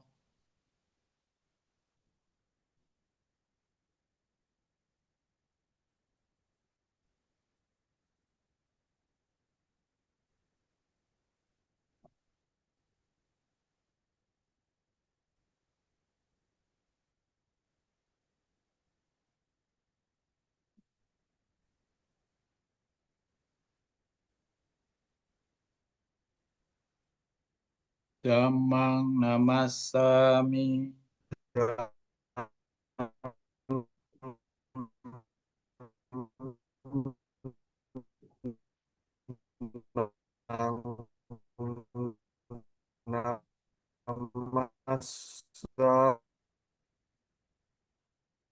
Namassami. Supatipanno Bhagavato Sawaka Dhamma telah Sangho. sempurna.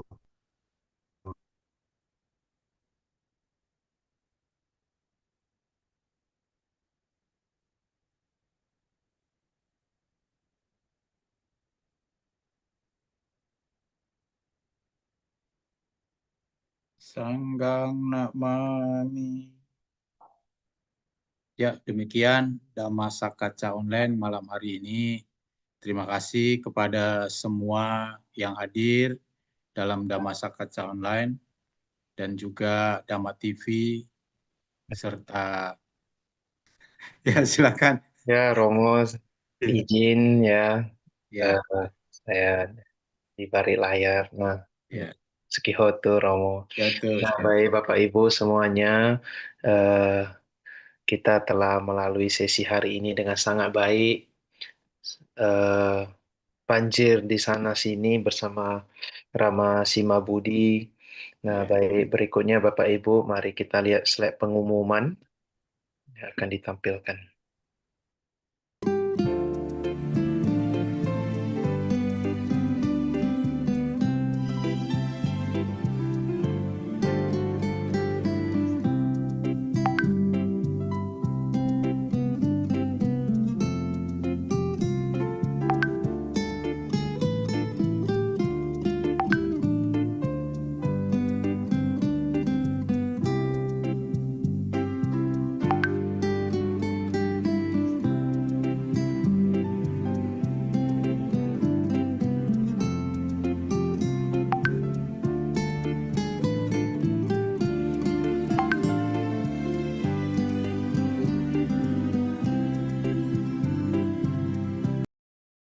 Demikian rangkaian acara malam hari ini, Bapak Ibu. Eh, Bergabung kembali nanti di hari Senin. Di hari Senin kita ada narasumber yang tidak kalah hebat dengan Rama Sima, yaitu Nanti ada Maha Pandita Harmanto. Nah, nanti silakan bergabung di hari Senin. Silakan Bapak Ibu bergabung di hari Senin. Nah, demikian acara hari ini. Saya mewakili segenap tim yang bertugas mengucapkan anumodana kepada Rama Simabudi dan mohon maaf kepada Bapak Ibu apabila koneksi internet hari ini dari para petugas kurang bagus. Lalu Rama Sohendri juga menggantikan Rama Singgi yang juga terjebak banjir. Tadi diinfokan cellphone-nya juga rusak sehingga tidak bisa mengabari. Nah, baik Bapak Ibu, demikian acara malam hari ini. Berjumpa kembali kita di hari Senin di Dhammasaka Kaca Online di season ke-7. Anumodana, Sukihontu, Namo Buddhaya. Selamat malam semuanya.